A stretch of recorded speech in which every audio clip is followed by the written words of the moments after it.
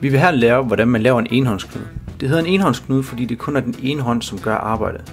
I denne video vil jeg demonstrere teknikken, hvor venstre hånd gør arbejdet, men højre hånd kan selvfølgelig også bruges på samme måde. Vi starter med at holde den nederste snor i venstre hånd mellem første og anden finger, med snorenden pegende mod tommelen. Højre hånd holdes som snoren, som man har lyst til.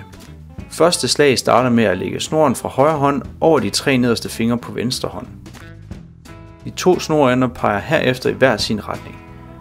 Vi tager nu tredje finger, som bøjes ind under den sorte snor, hvor vi samtidig trækker den hvide snor ind under den sorte. Herefter kan vi strække langfingeren og slippe taget om den sorte snor mellem første og anden finger. Den sorte snor holdes i spænd mellem tredje og fjerde finger. Derefter kan vi trække vores venstre hånd lidt til siden og frem, således at den sorte snor kommer igennem lyngen af den hvide snor, og snoren spændes ved at trække venstre hånd frem og højre hånd tilbage med ens kraft. Vi tager nu pistolgrebet om den øverste snor med venstre hånd. Enden af snoren peger ned mod lillefingeren og holdes med de 3 nederste fingre. Snoren køres på yderside af venstre pegefinger og sættes i spænd med tommelfingeren.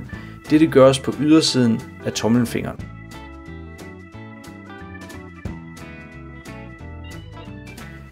Den nederste snor lægges nu over venstre pegefinger, således at snorenderne peger hver deres retning.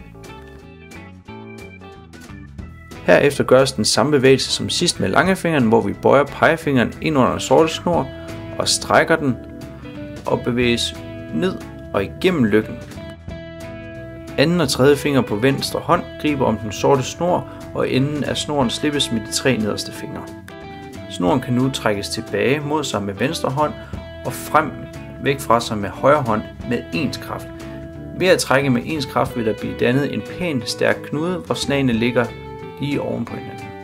For at låse knuden skal der slås minimum 1 slag ekstra, som vist på billedet her, men gerne flere slag må slås for at være sikker på, at ligaturen ikke springer op. Når du først er på det på gangen, er det bare at finde en tråd, sæt den i bukseremmen og øve sig, mens du ser tv eller til en forelæsning. Efter kort tid vil du være sikker som en overlæge i enhåndsknude.